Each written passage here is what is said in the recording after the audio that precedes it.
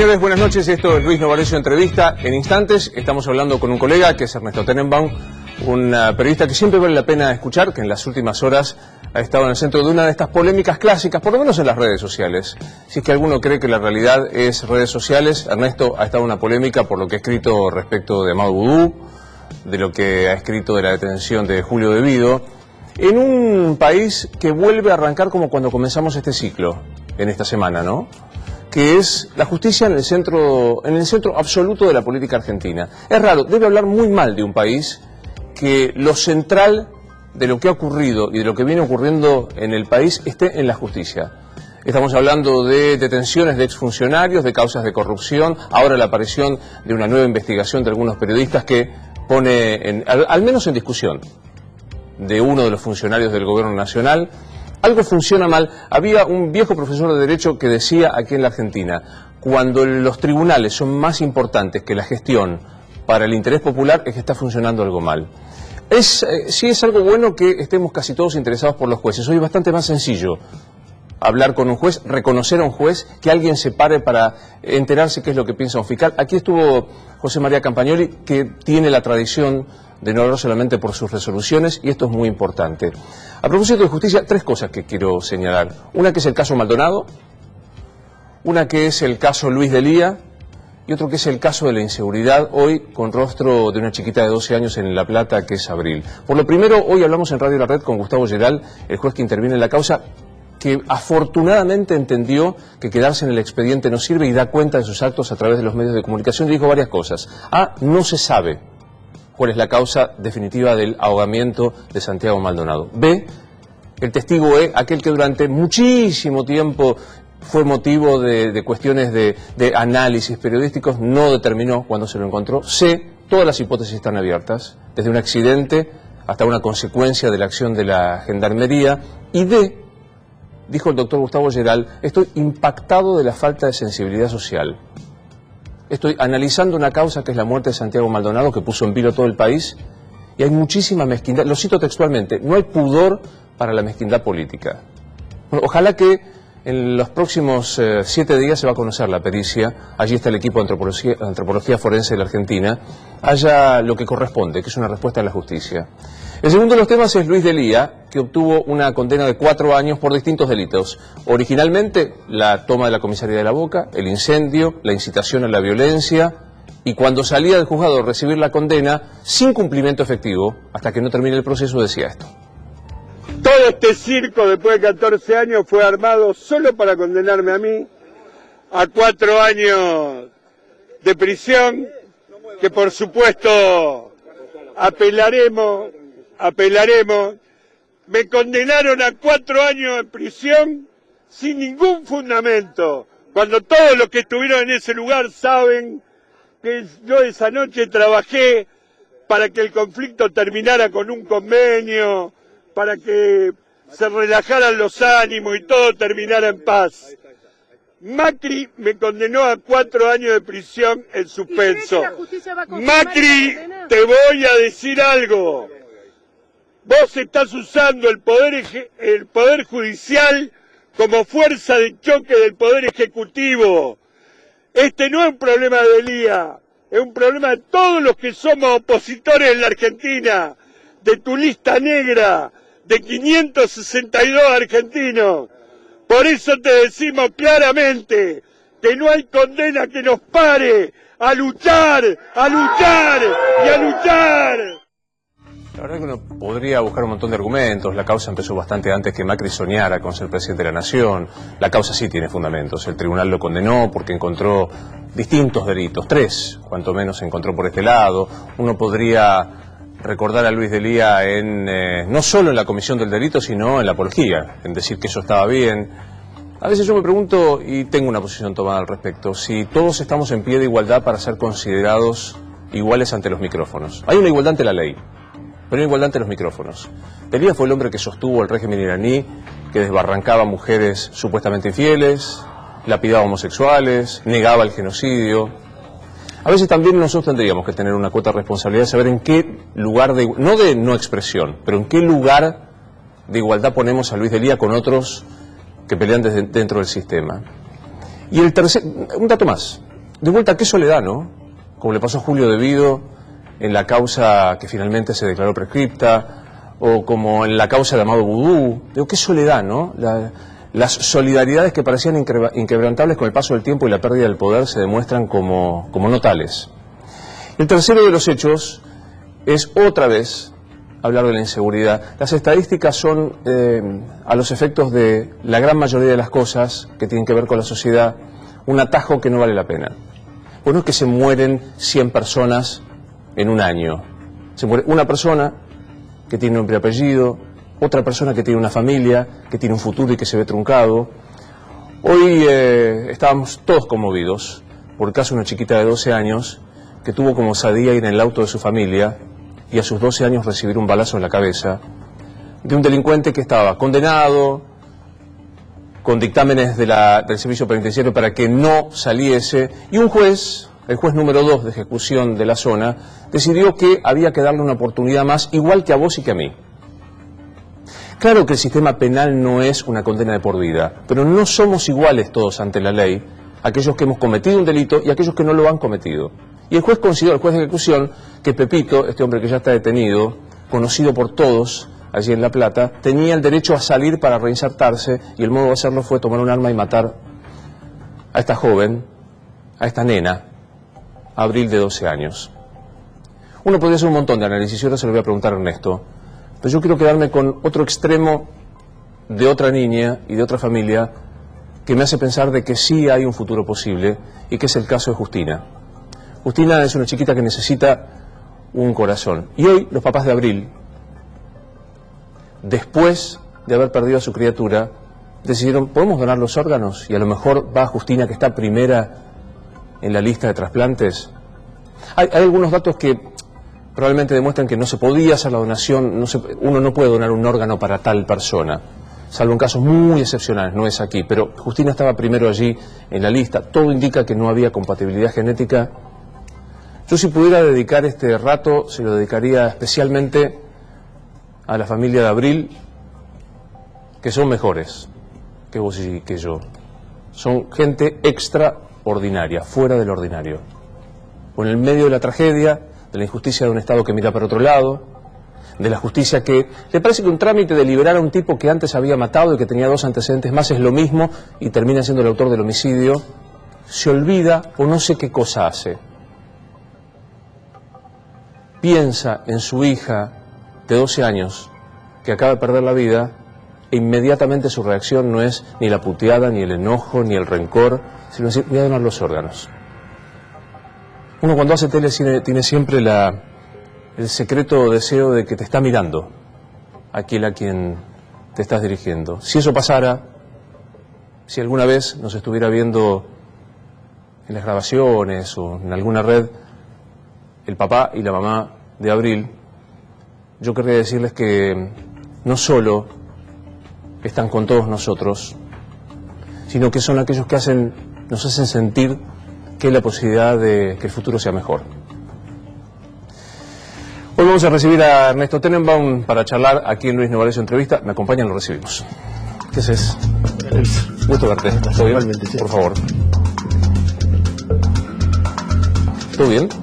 Sí, bastante bien. Muy bien, me alegra. Bueno, ¿arrancamos? Arranquemos. Lo defendiste a Julio Devido, Tenenbaum lo está bancando Amado Vudú. Digo, leo algunos de mis comentarios, cuando yo escribo no los leo, pero leo los de los otros. ¿Lo estás defendiendo a Vudú? Es algo mucho más complejo. A ver, por suerte tenemos tiempo y por ahí lo podemos explicar un poquito más de... En la Argentina está pasando algo que es muy importante y que en gran parte es mérito del gobierno actual.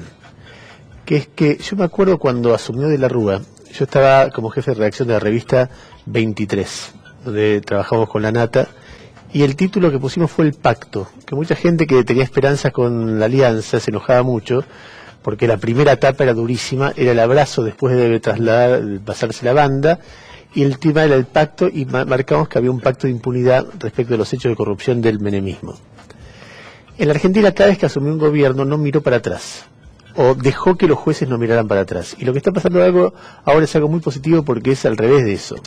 El gobierno, por varios gestos distintos, está impulsando que haya un proceso de justicia que se mire para atrás y que se condenen los hechos de corrupción. Y eso es novedoso, es positivo, es valiente, está bien.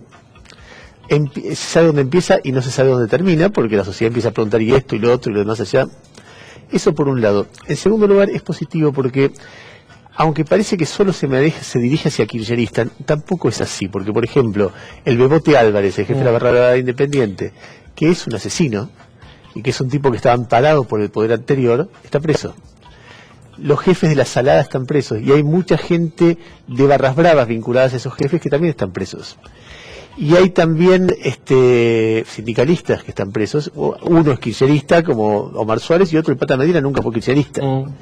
Entonces es un proceso más abarcativo lo que se ve de vudú y de Vido. Entonces mi primera mirada sobre todo eso es una mirada de expectativa y de ilusión. Cuando vos ves, te voy a dar un argumento más, cuando vos ves la gente que va yendo presa, no está yendo gente que uno no tiene sospecha de corrupción, como ponerle Filmus o ponerle Axel Kicillof. Lo que está haciendo son Vudú, Devido, Barata, Jaime, etcétera.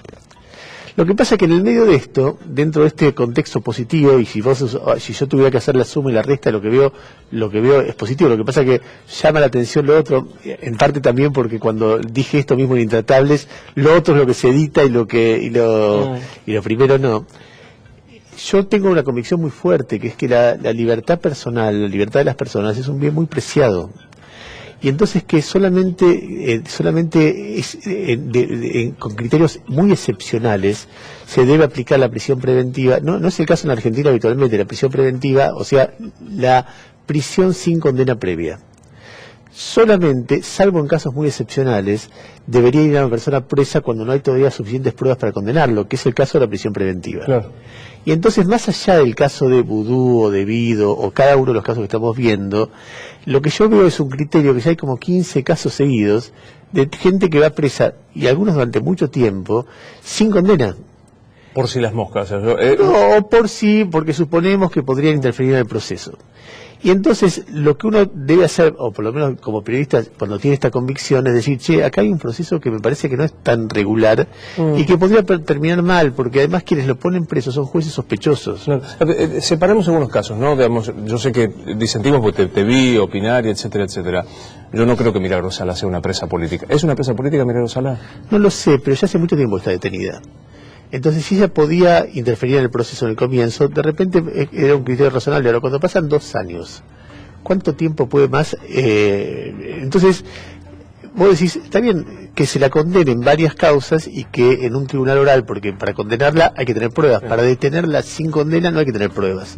Entonces pasan muchos años y además yo confío mucho en los organismos de derechos humanos internacionales. La misma gente que denuncia una y otra vez lo que pasa en Venezuela con Maduro, o sea, hacen un esfuerzo muy grande para que no haya doble estándar. Bueno, mira lo de Milagros Sala y ven irregularidades. Sí, se juntan dos cosas con Milagros Sala. Mira, hay cosas de Milagros Sala. Yo tengo una visión muy negativa de lo que es Milagros Sala. Viste que los personajes públicos siempre son complejos. Entonces uno ve, bueno, tal cosa es positiva, tal cosa es negativa. ¿Cómo te da? Bueno, a mí Milagros Sala es un personaje que me da muy negativo. Entre otras cosas por cosas que se conocen poco. Por ejemplo, una persona del entorno de Milagros Sala, que se llamaba el Titi Guerra, o Marcos Guerra, me está faltando el nombre de pila, en un momento junto con una banda, que además un tipo muy claro, cuando fue la nata a entrevistarla, Guerra lo saludó como lugarteniente de Milagros Sala, fue un día a Humahuaca con 4x4, con pistolas, hacerse cargo de tierras fiscales. El pueblo de Humahuaca reaccionó y Guerra asesinó a Guerrero y su gente a un muchacho llamado Luis Condorí. Cualquier persona vinculada a derechos humanos, si eso hubiera hecho, qué sé yo, alguien vinculado a Macri sería un asesino. Pero a Milagros Sala se la perdona. O sea, tengo una visión muy negativa. Ahora, al mismo tiempo, si cambia el poder político, el que asume es un enemigo de Milagros Sala, la detiene. La detiene la justicia, pero es una justicia que cambia sus integrantes. Sus integrantes son designados gente vinculada. Entonces uno tiene que hacerse preguntas respecto a si eso está bien o no, porque hoy se aplica sobre Milagros Sala, o se aplica sobre gente y mañana cambia el clima, y viene, no sé, ponele, Macri es reemplazado por un peronista de derecha, y se aplica sobre vos o sobre mí, inventando causas. No, yo estoy seguro. Entonces, que el proceso es importante siempre. En ese caso estamos planteando discusiones que son muy profundas. Lo mismo lo que yo decía respecto de la crueldad. Si el kirchnerismo fue tan cruel con muchos de nosotros, eso a mucha gente le da ganas de ser igual de cruel con el kirchnerismo. Ahora, ¿qué nos molestaba? ¿La crueldad o que se dijeran contra nosotros? Si lo que nos molestaba era la crueldad en sí, entonces no hay que ser crueles. Sí, si no sos un caníbal, te comiste al caníbal. Entonces, ese es el planteo que yo hago. No es un planteo de defensa de vudú. Yo insisto, para mí la inmensa mayoría, casi todos los que están presos, merecen estar presos. ¿Te importa si te putean cuando escribís? No, cada vez menos. Cada vez menos. Me parece que el kirchnerismo a todos nosotros nos fogueó mucho en eso. En entender que uno, si está convencido de lo que dice, genera un debate, aporta el debate. Tampoco uno se cree el dueño de la verdad. Yo la verdad que digo estas cosas y pienso, muchas veces dudo, porque además escucho a colegas a los que respeto mucho, que son muy inteligentes y con mucha experiencia, que piensan cosas que de repente son marginalmente distintas y a veces son centralmente distintas. Y me quedo pensando. Cuando ayer lo escuchaba a Nico Winiarski decir las causas que él cree que hay para que Vudú esté preso, me quedé pensando, ¿será que Vudú tiene que estar preso o no? Entonces hay como márgenes donde uno piensa. Ahora, cuando vos ves 15 casos seguidos de gente detenida sin condena y por jueces que son sospechosos, vos te das cuenta que el camino a la verdad y a la justicia es un camino más difícil, es de construcción a largo plazo, es reformar la justicia federal, es lograr que haya... A mí me gusta mucho, por ejemplo, cómo se desarrolló la causa de Once, que es la más importante de todas, porque hay 52 muertos. Y vos tenés una causa que se desarrolló rápido, bajo el gobierno de Cristina, casi toda, porque el Tribunal Oral falló 2 semanas después que Cristina se fue, donde caen empresarios, no solamente políticos, caen políticos también, y donde hasta que no sea el fallo definitivo, que es el de casación, no hay nadie preso. Bueno, ¿qué es lo que pasó con Delía? ¿Qué es lo que pasó con Delía? Que Delía también se queja por algo que es muy constitucional, porque además la decisión de la Cámara de reabrir la causa y mandarla al Tribunal Oral fue en el 2012. Estaba Cristina, no tiene nada que ver con Macri. Soñaba. ¿Sentís que lo que está pasando es susto de los jueces que se acomodan al calor del poder o apriete del gobierno? O los dos. Depende del caso. Me parece que en el caso de Guido hubo un intento del gobierno de instalar el tema en periodo electoral muy claro. No sé si fue apriete de lo que pasó, pero impulsaron sobre todo la primera sesión previa a las PASO para mostrar que el kirchnerismo lo protegía. Y fue una maniobra totalmente legítima en ese caso y generó un sinfín de consecuencias luego del resultado de las PASO. Me parece que el gobierno está mostrando poder, está diciendo Freiler se va el día que terminó las PASO y me parece que va a seguir mostrando poder. Y después me parece que hay una dinámica propia. Hay algunos hechos que a mí me llamaron la atención mucho. Por ejemplo, la detención que más me llamó la atención fue la de Orlando Barata, que fue 2 días, el último día hábil antes de la elección. Y lo que más me interesó fue cuando hablé con Nico Gandini. Nico Gandini es uno de los periodistas que más sabe de energía. Y es el que investigó la causa por la cual Barata termina preso. Y entonces yo lo entrevisté suponiendo que él iba a estar contento de que el objeto de... Además, lo que le pegaba al kirchnerismo son cosas que uno no ve porque por ahí no está, es prensa gráfica, entonces no está sujeto al nivel de escrutinio que estamos sujetos vos y yo. Entonces le digo, ¿estás contento? Y me dice, la verdad que no. Y me dice, le digo, ¿por qué? Y por varias razones. Primero, esa causa estuvo 4 años parada. A mí me angustiaba que esa causa no avanzaba. Y la última semana avanzó lo que no avanzó en 4 años. Después Barata no firmó nada, firmaron 5 de abajo. Esos 5 ni siquiera fueron llamados a indagatoria, pero a Barata lo detienen, justo 2 días antes de las elecciones. Técnicamente es muy poco sólida. Y la argumentación por la cual el tipo se puede fugar o interferir en la investigación ahora no te explica por qué no lo tuvo antes. Entonces, el periodista que se la jugó con valentía denunciándolo te dice, a mí me parece que están usando mi investigación para otra cosa que no es para hacer justicia. Es bravo, es bravo. Entonces, son todas cosas que yo pienso con mucho... Ahora, vuelvo atrás y me preguntas otra vez, suma, resta, lo que está pasando, ¿te parece positivo? Claro que me parece positivo. Y me parece positivo sobre todo porque pienso en alguna gente, por ejemplo Laura Muñoz, yo no la conozco. Ahora, yo sé lo que el infame aparato de propaganda kirchnerista hizo con esa mujer cuando denunció a Vudú. La esposa de Van der Brel. Exactamente, era una despechada, con el nivel de machismo que la trataron. De loca. Exactamente, y lo que debe haber sufrido, el aislamiento, la sensación de que no pasaba nada durante años, porque los jueces, como el hijo, trababan todo. Entonces todo eso que uno está, yo trato de hacer un razonamiento, no siempre me sale, pero trato de hacer un razonamiento complejo, donde vos ves los aspectos positivos y los aspectos negativos de un fenómeno. Pero hoy vos usabas una metáfora que es patear al tipo en el piso, arrancando, digo, en la nota de Infobae. ¿Lo están pateando en el piso a Vudú? Dicho así, yo te diría que no. pero me parece que yo percibo en las redes sociales y en mucha gente que tiene mucha bronca legítima, gente democrática está legítimamente enojada por las cosas que ellos, bueno, muchos sufrimos ante el kirchnerismo, que que están de acuerdo con que le hagan a Vudú y a muchos kirchneristas lo mismo que ellos sufrieron. Y entonces yo creo que es un reflejo muy humano y que yo muchas veces lo tengo, pero creo que en el medio hay un país. Y entonces que si vos mirás hacia atrás, la cantidad de rencores que nos vamos sacando unos a otros, sacándonos la leche, gritándole a un tipo en la cara, vos sos un chorro, o mostrando pijama, que en todo caso es un elemento menor, o a debido también, con fotos que yo preferiría que no se mostraran. Tampoco tengo la verdad sobre eso, y mucha gente dice, sí, hay que mostrarla, no lo sé. Pero veo sí una cosa de, ahora que son débiles, pasémoslos por encima.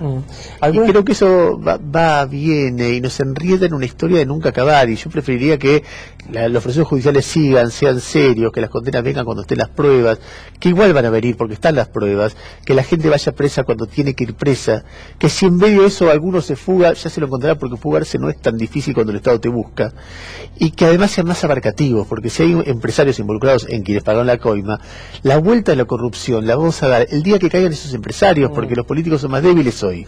¿Alguna vez te sedujo, Néstor, políticamente hablando? No. A mí me pareció sí que en la opción que se da en el 2003, ante la posibilidad de balotaje entre López Murphy y Menem, creía que Néstor Kirchner era por lo menos una opción que te generaba un interrogante frente a esos dos. Creo sí, sin que ninguno de los dos me haya seducido, que la gestión que empieza en enero del 2002 con Duhalde, y a la que se le agregan los primeros 3 años de Kirchner hasta que interviene el INDEC, es un periodo virtuoso de gestión política en Argentina. Creo que la crisis los obligó a ellos dos a tomar medidas que, para lo que era la historia de ellos dos, fueron notables. La construcción de una corte independiente, por ejemplo, la moratoria jubilatoria, la conducción de un proceso de consenso cuando estaba todo roto en Argentina por parte de Duhalde. Ahora, siempre desde el principio le sospeché, mi primer bronca fue muy rápido cuando fue la reacción silenciosa respecto de Cromañón, y que cuando volvió 6 días antes, en lugar de hablar del olor, hablaba de la prensa que destacaba y de ahí en más las reacciones siempre fueron muy ríspidas, porque después del 2005 ya vino lo de San Vicente, lo del Hospital Francés, hechos de violencia, y finalmente el apoyo a Carlos Rovira para reelección indefinida, la maniobra contra Olivera. Toda esa primera parte yo estaba en Radio Mitre y ya iba en un increyendo de dificultades, de rispideces. Por supuesto que todo termina de revelarse como era con la crisis del campo en el 2008, pero yo me recuerdo como siempre muy incómodo con... ¿Decís a quién votás? ¿Sos de los periodistas que dicen a quién vota? A veces, pero a ver, ¿qué te puedo decir? Que voté a Alfonsín, y es el voto más orgulloso que me ha puesto. Tenemos todos. Sí. ¿Cuántos años tenés? Tengo 54. ¿Tuviste que pensar? Porque ya son tanto que... Claro, yo tengo 53, ¿qué te pasa? Claro. Sí, la primera elección que votamos fue Alfonsín. Sí, estoy muy orgulloso de haberlo votado. Después vino Menem. No lo voté. Voté a Kirchner en ese 2003 para evitar el balotaje entre López Murphy y Menem. ¿Cristina? No, después nunca más los voté. Ya en el 2005 no los voté, en el 2007 me preocupaba mucho la acumulación de poder que había, y después nunca más voté a ganador. Dudé. ¿Macri o Scioli? No, voté en blanco entre Macri y Scioli. Estuve a punto de votarlo a Macri, pero en un momento yo era de los que pensaba que era mejor que ganara Macri, pero que Scioli no iba a ser Cristina, y que para convencerme a mí de votar 2 personas que me generan dudas, tiene que ser para convencerme de votar a un presidente, una tiene que ser monstruosa, es decir, en la provincia de Buenos Aires yo hubiera votado a María Eugenia Vidal sin duda, o la otra me tiene que generar una esperanza enorme, y no me pasaba ni una cosa ni la otra. Creo que el gobierno de Scioli hubiera sido mucho peor que el de Macri. Por contrario, por lo que acabas de decir, ¿Aníbal era un monstruo? No sé, es exagerado. Yo cuando lo dije, a mí no me gustan esas exageraciones, pero sí era un hombre que había en algún momento habilitó procesos, cosas de represión, justificó a la policía. Tiene mucho que ver con la tragedia de Once, por cómo justificaba lo que pasaba cada vez que había una rebelión. Fue el que puso preso al Pollo Sobrero por denunciar lo que estaba pasando. En el caso de Mariano Ferreira, justificó el accionar de la policía, la cobertura que dio la policía, y en cada una de las cosas que él fue administrando fue horrible. Se fue mal de la Intendencia de Quilmes, se fue mal del Club Quilmes, y del otro lado era una esperanza. Digo, vos ves María Eugenia Vidal haciendo cosas sobre la policía bonaerense, sobre la Salada, que vos te lo imaginás a Aníbal encubriendo eso. No tengo la verdad absoluta con eso, pero no tengo duda que lo que hubiera votado en ese momento. Viste que, digamos, en los tiempos de la grieta, el adjetivo fácil funciona rápido. Criticás a Macri porque no te gusta la política, no está laburando para el kirchnerismo. ¿Te importa si alguien te dice, y Tenenbaum fue medio filo kirchnerista? Es que a mí no me importa nada, pero no fue así. Es decir, hay una anécdota que a mí siempre me dio risa, que cuando yo desde que me recuerdo, antes de ser periodista, me recuerdo marchando o dándole el micrófono a víctimas de la dictadura, a víctimas de la inseguridad, a víctimas de la AMIA, es un país que tiene muchas cicatrices. Y me pasó que, bueno, cuando fue la tragedia de Once, pasó lo mismo. Además, vos los ves entrar a un estudio de televisión y es la expresión máxima del dolor y de la perplejidad. ¿Qué hago yo en esta película que es ajena pidiendo justicia por mi hijo? Y no tienen teléfono, si no tienen... Y yo como en Cromañón, como en otros casos, me dediqué mucho a ese tema. Y a darle visibilidad y a entenderlo, a liderar la causa y entonces cuando se cumplió el primer aniversario de la tragedia de Once, me pidieron que presentara el acto. Cosa que no me es cómodo a mí porque no es mi rol, pero tampoco me da para decir que no. Además hay gente que le tengo muchísimo aprecio personal. Y yo estoy yendo en subte al acto ese, y un grandote se me acerca y me dice, ¿vos sos Tenenbaum? Le digo, sí. Mirá, yo acabo de escribir en Twitter que si mezclas un vaso de agua fría con un vaso de agua caliente, me sale un Tenenbaum. Entonces yo me sonrío y le digo, vos sos muy antikirchnerista, ¿no? Entonces me dice, ¿cómo sabes? Y le digo, y porque los muy kirchneristas me dicen mercenario y los muy antikirchneristas me dicen tibio. Le digo, ¿de qué laburás? Me llama el Ministerio de Cultura de la Nación. Ah, por eso firmás con seudónimo en Twitter, porque tenés miedo que te rasguen. Y sí, obvio. Bueno, yo te voy a contar qué voy a hacer yo ahora. Voy a un acto donde a Cristina se le va a acusar de ser asesina. Y voy yo a presentarlo. ¿Cómo es quién es tibio y quién no en todo esto? Y entonces me parece que... sí, hay sectores del antikirchnerismo que son muy duro, que cualquier tipo de reflexión, no decirle a Cristina nazi, te hace kirchnerista. Ahora, Cristina hace dos semanas apareció en el estudio de radio donde estaba mi foto y se peleó con mi foto, no conmigo. Sí.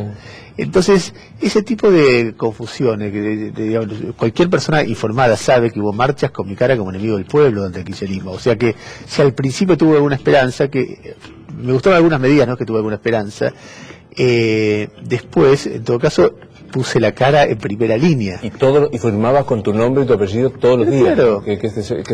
Pero a mí la verdad, a mí me da vergüenza decir eso, porque nosotros no tenemos que estar en el centro de la escena. Y en todo caso una persona tiene derecho a pensar que yo fui tal cosa, o dejé de ser tal otra, o soy tal otra, y equivocarse. Y nosotros tenemos que estar por encima de eso y tratar de ayudar, primero, pensar nosotros, salir por fuera de la grieta y dar ideas y dar información precisa y ser moderados y ser criteriosos. Es muy difícil porque hay mucha vanidad en nuestro medio. Es que, mira, hay mucho ego. Y entonces hay que correrse de eso. La decisión de tener razón y de pelearse por cosas que son personales y que tienen que ver con el país. Entonces a mí me parece que cada uno de nosotros somos tipos de mucha pasión y muchas convicciones. O algunos de nosotros. Bueno, hay que hacerlo con respeto, que la gente escuche con respeto lo que decimos, ¿no? ¿La grieta le garpa a este gobierno? A corto plazo sí. A corto plazo sí. Yo estuve 2 veces con Macri, en esas reuniones que hace con periodistas, creo que alguna vez hablaste estado vos también, y a principio de año me dijo, mira, en una reunión que con periodistas nos dijo, yo terminé mi peor año de gobierno, estoy empezando mi segundo peor año de gobierno, que va a terminar con una victoria electoral por algo que es así. Hay 30% de la población que la ama. Me acuerdo que dijo 30 a nivel nacional, 35 la precisión, la provincia de Buenos Aires, que está dispuesta a dar la vida para que Cristina vuelva al poder. pero hay 50% que está dispuesto a dar la vida para que no vuelva al poder. Ella pesca en un lugar más chiquito que el mío. Y va a costar, porque cuando a estos 50 le decís a quién vas a votar, no dicen Macri, porque muchos de ellos dicen Macri y muchos otros tienen la pasión de que no vuelva a ella. Con el correr de los meses, estos otros, la mayoría de estos otros, del 50%, va a ir corriendo a votar el candidato de Macri o Macri. Vas a ver que es así. Y efectivamente fue así, y ellos lo supieron usar, pero nadie lo supo usar mejor que Cristina. Yo me acuerdo que en un momento, creo que Marcos Peña dijo, yo quiero que Cristina salga a dar la pelea, no que no se mantenga. Bueno, cuando Cristina sale a dar la pelea y habla de 11, dice una barbaridad, y tiene que ponerse en lugar el reportaje que hizo con vos, el reportaje que hizo con Rosina, el reportaje que hizo con la negra Bernasi, en todos lados era una persona que hacía macanas, que vos decís, esto no lo digas. Ahora, si salía tenía que decirlo, y ella no puede con ella misma. Entonces, no tanto lo que pierda ella de votos de ese lugar, de ese sector que la ama, sino lo que genera de crecimiento de votos en el otro. Claro. Y eso uno lo ve, ¿no? Y eso el macrismo hace jueguito con Cristina. ¿Qué es Macri? Qué pregunta, ¿no? Yo qué sé. Yo, digamos, si uno lo juzga por lo que es su origen de cuna, uno lo juzga por lo que hizo en Boca, uno lo juzga por lo que hizo en la Ciudad de Buenos Aires. Yo te puedo decir lo que no es. No es el 55, no es la Revolución Libertadora, no es la dictadura del 76, no es un dictador, no es Ilia, no es José de San Martín, digamos, Ilia ni es Alfonsín. Si Ilia no tenía alrededor de gente o él apareciendo en los Panama Papers o en los Paradise Papers o un primo al que embargan por lavado de dinero, digamos, el clima ético que se vivía con Alfonsín, con Ilia o con San Martín, no es el que se vivía alrededor de Macri. Mucha gente manejando plata de manera que vos y yo y la mayoría de la gente no sabe. Todo eso no es. Hay momentos, me parece que yo veo la gestión de la Ciudad de Buenos Aires y veo aspectos de esta gestión que me parece que es un líder democrático, novedoso, moderno, que me genera como ganas de que esa parte sea la que gane la pelea y que vaya hacia una Argentina más tolerante y de un crecimiento módico, sin grandes ambiciones de ser la potencia mundial, pero que vaya resolviendo los problemas. Hay momentos en que me parece que es sesgado en lo económico, en lo político, etcétera, y no tengo claro cómo decirlo, que creo que estos 2 años fueron mejores de lo que yo imaginaba. El primer año fue muy malo y el segundo año fue mejor.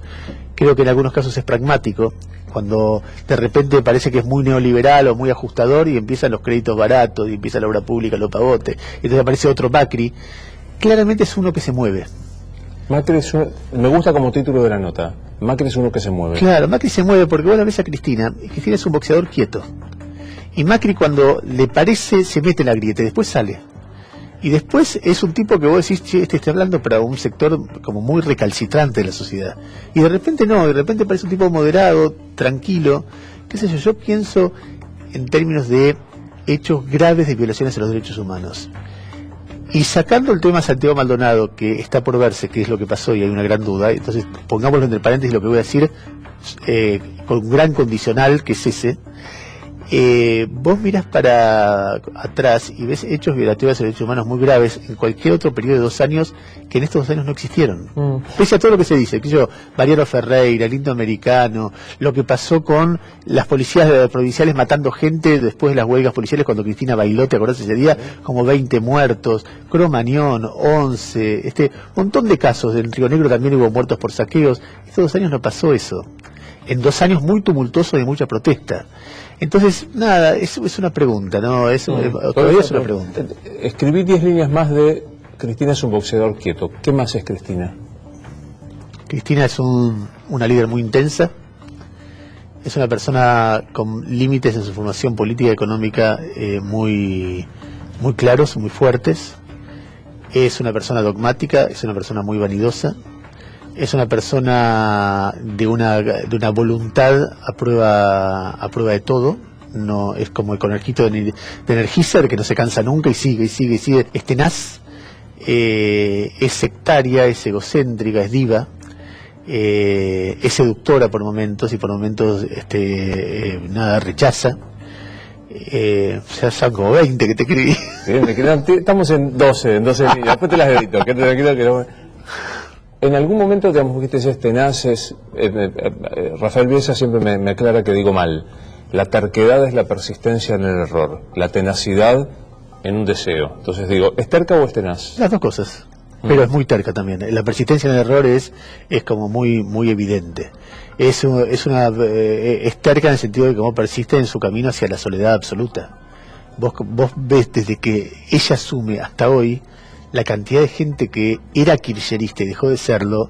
Para empezar, qué sé yo, Alberto Fernández, Julio Cobos, Martín Lustó, Sergio Massa, son pero multitudes. Hasta el Grupo Clarín estaba bajo una influencia cercana del gobierno cuando ella asume y deja de estarlo. Daniel Haddad, son multitudes que huyen. Hugo Moyano, ahora Julio De Vido, Luis Delía, que le dice que no se puede hacer la pelotuda. Es una mezcla, pero José Otavis, cantidad viste que un líder político también se lo juzga por la capacidad de, no sé, armar, atar, anudar, generar lealtades, generar códigos, bancar,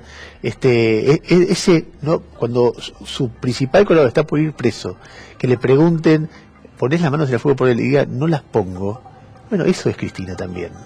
Vos que escribiste novela y que tenés el don de poder inventar, pero mirar mucho a la realidad, ¿es una tragedia, es una comedia, un sainete la gestión de Cristina? No, es una mala gestión. Tiene aspecto de tragedia, tiene aspecto de comedia, tiene aspecto de pasión también, que eso le da como atractivo dramático, pero es una mala gestión. Es una mujer que recibe superávit y los superávit gemelos de los que trataba Néstor, autonomía energética, y deja un país exhausto. Entonces no logra controlar la inflación, hace algunas cosas que están bien, que es que aumenta la inversión social y le pone una vara altísima en un área que es muy importante para un país, que los sectores sociales más desprotegidos estén con una mínima cobertura. Y eso obliga y siente un precedente, pero todos los gobiernos tienen momentos. Ahora, el balance tiene momentos positivos y hechos que uno puede destacar. El balance de la gestión, y es una gestión de un país, deja un país agotado. Es horrible tener que preguntar esto porque la respuesta es la justicia, pero te lo pregunto como alguien que investiga. ¿Tenés hipótesis de qué pasó con Nisman? No tengo hipótesis. Y es un tema muy delicado porque uno se guía por la familia, entonces uno tiende a pensar que eso fue un asesinato. Ahora vos escuchás a la familia, a Arroyo Salgado, y no te dice quién fue. Entonces uno tiene como una gran duda de qué pasó ahí. Y uno tiene que tener, yo siento ahí una enorme responsabilidad, porque yo he visto colegas que desde el principio te dicen fue un asesinato, y colegas que desde el principio te dicen se suicidó. Y yo no tengo elementos. La verdad que ningún periodista puede, me parece, pretender decir que tiene elementos. Es lo mismo que pasaba en un comienzo con Santiago Maldonado, que afortunadamente, dentro de, si esto algo puede ser afortunado en este caso, desde el principio había colegas que te decían, fue Gendarmería, y colegas que te dijeron, no, se fue a Chile. Y vos decís, ¿y por qué? ¿Cuáles son los elementos de los cuales deducís y llegás a la conclusión? Y la grieta. La grieta, el que odia a Macri fue Gendarmería, el que defiende a Macri está en Chile. Y entonces igual con Nisman. Claro, uno y otro no están buscando la verdad, están buscando defender o perjudicar a Macri, que es otra cosa que la verdad. Y nosotros tenemos que tratar de hacer otra cosa. Afortunadamente, en el caso, insisto, con 1000 comillas, en el caso Santiago Maldonado se encontró el cuerpo, ya se sabe que es el de él, ya se sabe que no hay lesiones, y en los próximos días, al parecer, nos vamos a enterar de ¿Qué pasó con equipos de pericias de todas las partes presentes ahí y de alto nivel profesional, ¿no? Escribí 10 líneas de ¿qué es Elisa Carrió? Elisa Carrió, a mí me gustaría que fuera mejor de lo que es. Es una mujer muy valiente, es básicamente eso, una mujer muy valiente que en un momento, en un momento era, para los que estábamos pasándola mal durante el kirchnerismo, era bárbaro escucharla, y denunciaba y no se callaba, etcétera. Después es un poco intolerante. A Elisa Carrió le molestan las preguntas difíciles. Entonces, en un reportaje, vos le preguntás, ¿por qué dijiste que Macri es un contrabandista? Y se enoja y no te da un reportaje nunca más. Después pasa que a veces es muy visceral, y entonces, en esto que te digo, si uno le da el poder absoluto de la verdad, y puede terminar diciendo cualquier cosa. Entonces, así como dijo De Vido es chorro, y en eso es indiscutible su valentía, su tenacidad, su terquedad también dijo Macri es contrabandista. Entonces, mañana ¿qué dice? y así muchísimas cosas.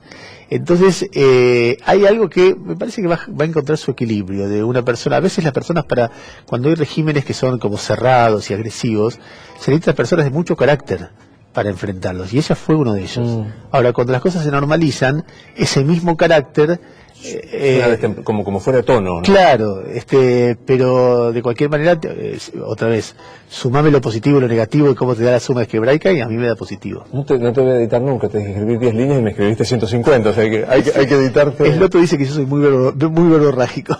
No, esta es la idea de este programa. ¿Cómo te llevas con el resto? Digamos, sos de la primera generación La Nata. ¿Cómo te llevas con La Nata? Yo lo quiero mucho, La Nata. Es decir, si vos me decís La Nata, más que suma, resta, me da positivo, es un tipo que quiero mucho. Es una relación distante desde hace muchos años, pese a que tuvimos un interregno de 6 meses. Claro. Yo terminé de trabajar con Jorge en diciembre del 2001. Y somos gente adulta que sobre muchas cosas es evidente que pensamos distinto, pero yo te voy a contar una anécdota que es lo que más cariño me da, más allá de lo que yo logré con él.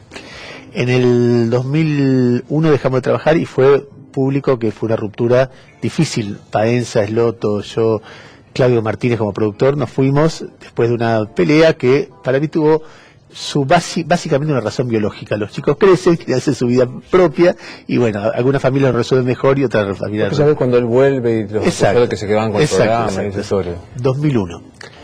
Pasaron 9 años y en un momento el kirchnerismo empieza a ponerse agresivo con muchos periodistas. Y era el momento que 678 era un bombardeo sobre algunos de nosotros, yo era uno de ellos. Y a mí me da una cosa que me da bronca eso, no solamente lo que hacía 678, que muchos compañeros que me conocían de muchos años no salían a decir, che, no es lo que están diciendo, podrá estar equivocado, pero no dice. Yo me acuerdo que en esa época abría Página 12 a ver si mis amigos, y nadie decía una nota. Y yo hacía 9 años que no lo veía, y un día estaba en TN, en la previa del programa de Palabras Más, Palabras Menos, y estaba Jorge hablando con Leuco. Y le pregunta, le pregunta a Alfredo, tenemos, están diciendo que es un mercenario, que está, ¿vos qué opinás? Y Jorge dice, yo lo conozco de pibe, no me da bola ni a mí. Así que yo no sé qué está diciendo, porque no miro todo, pero lo que dice es lo que piensa. Y me acuerdo que lo llamé y ahí volvimos a charlar, y bueno, cuando vos escuchás, vos recibís un gesto así de alguien, en un contexto que vos la estás pasando mal, es un gesto que valorás, ¿no? Ves si en la suma del más y el menos te da más por lejos, sí. Jorge La Nata. Sí. ¿Y qué es el menos que le reclamás? No le reclamo, es como... si yo te contesto esto, te podría contestar de mí los menos. No me da los menos. Los míos, a veces dudo mucho. Soy poco metódico. Si fuera metódico sería mejor periodista. No me gusta nada como salgo al aire. Cuando me escucho en la radio me parece que titubeo, que mi mente va de una manera, y me cuesta agregar mucho más. Por ahí soy muy egocéntrico, me gusta estar en el centro de la cosa y sufro cuando no, pero cuando estoy muy en el centro me siento culposo. Nada de eso. ¿Análisis? Sí. Un tiempo, sí. Sí, del 2010. ¿Lacaniano? No, charla sí. Charla. Muy piola. Una charla por este lado. ¿Y eso existe? Cuando se enferman mis hijos. Solamente. ¿Cuántos hijos tenés? 2. Y cuando Estudiantes puede salir campeón. Y pocas veces más. ¿Y ahí hay una invocación? ¿Sos de formación religiosa? No soy, al revés, mis viejos eran comunistas cuando yo nací, o sea que vengo de un hogar donde el ateísmo al principio era un dogma y después pasó a ser algo suave, donde andás a ver. O sea, ¿pasaste a la agujita de agnosticismo o todavía estás más por el lado? No, agnosticismo. Cuando mis hijos me preguntaban de chiquitos si Dios existe, yo les decía, mira, no lo investigué. Un día lo investigamos y vemos. Pero un desastre como padre. ¿Cómo no decir no lo investigué a una criatura? Tiendo a pensar que no existe, pero bueno, qué sé yo.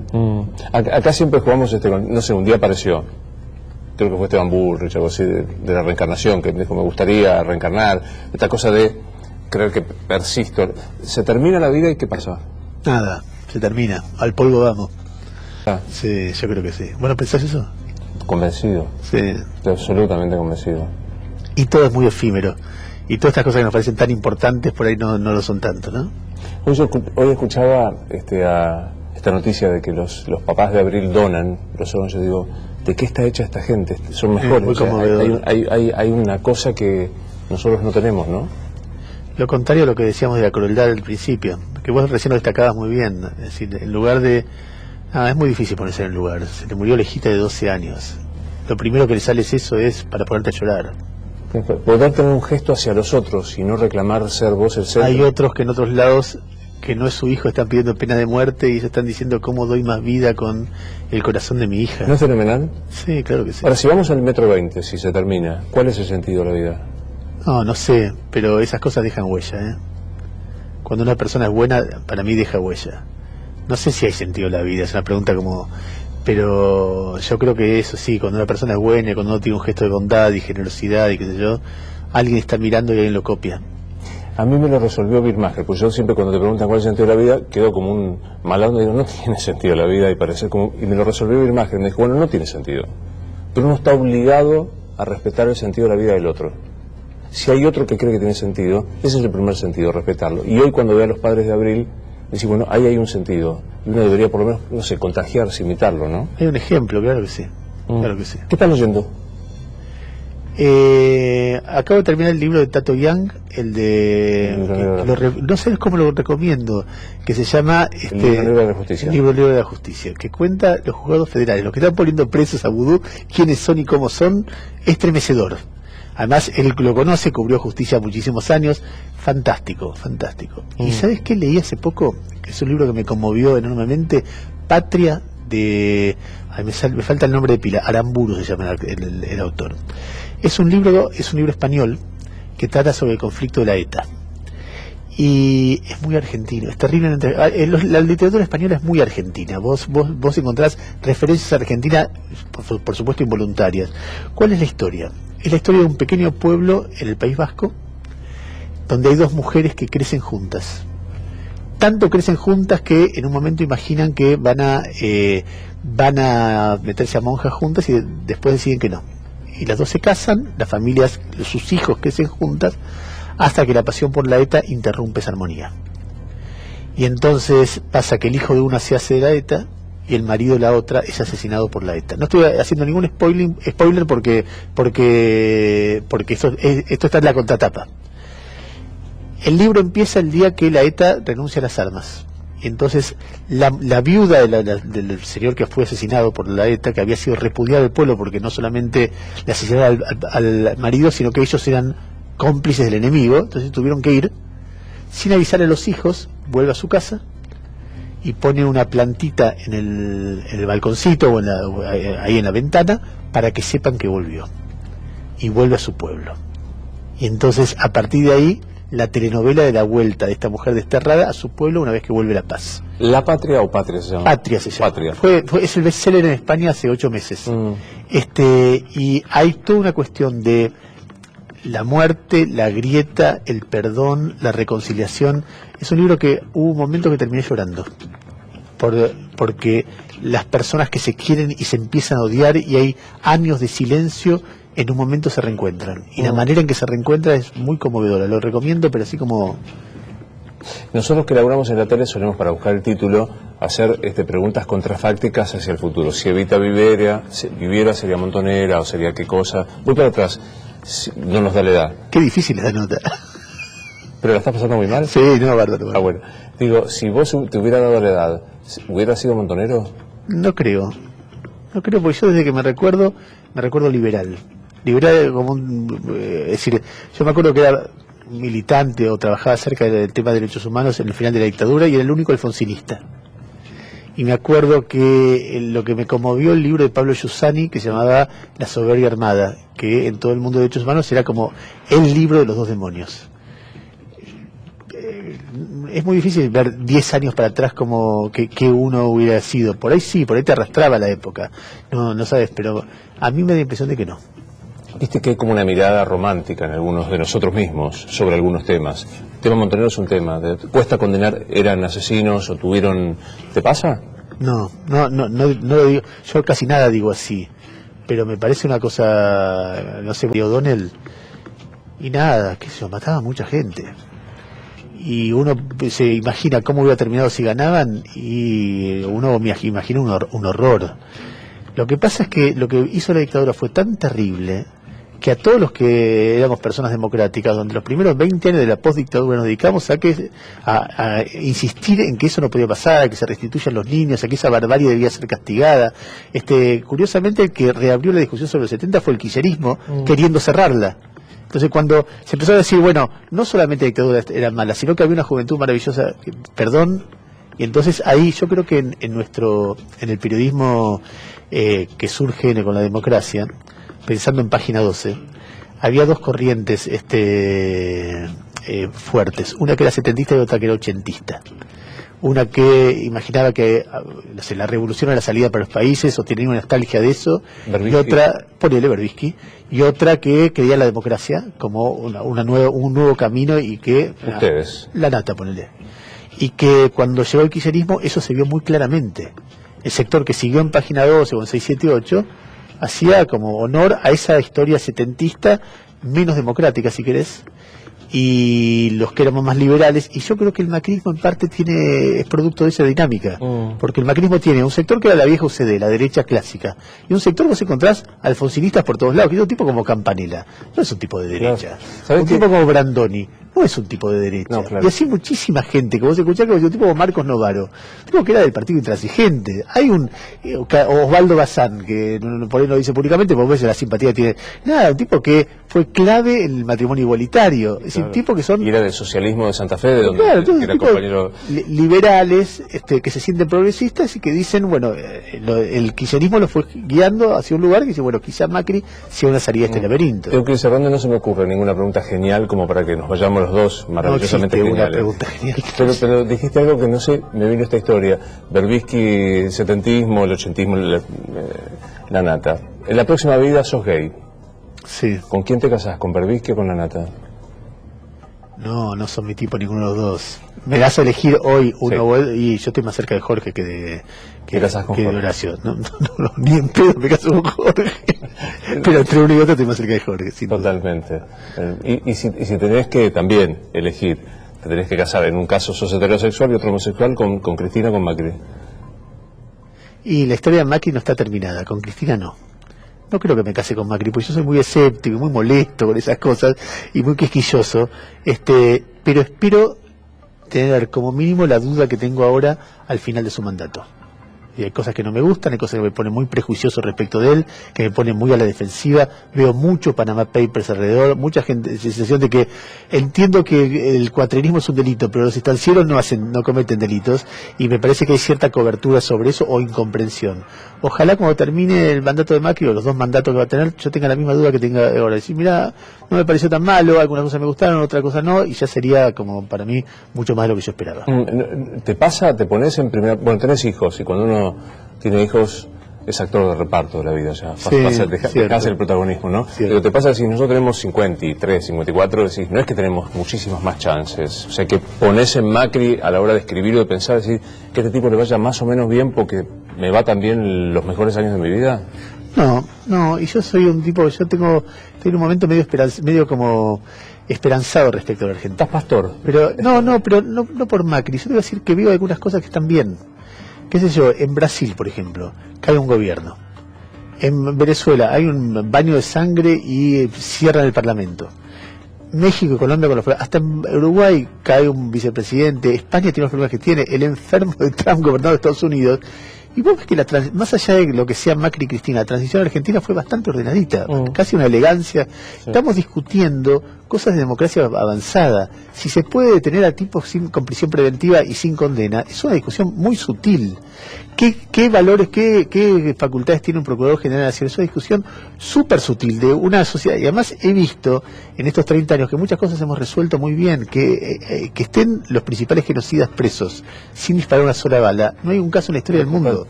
La democracia que tenemos, los chicos restituidos, hay muchas cosas que uno se enoja mucho con el país, pero si yo lo veo como con cierta dimensión, queda la gran lucha contra la pobreza.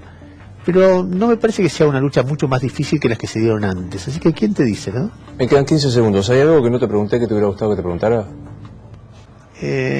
No. Me encantó verte. Gracias, fue realmente un placer. Placer para mí. Esto es Luis Novarecio, entrevista, hasta mañana.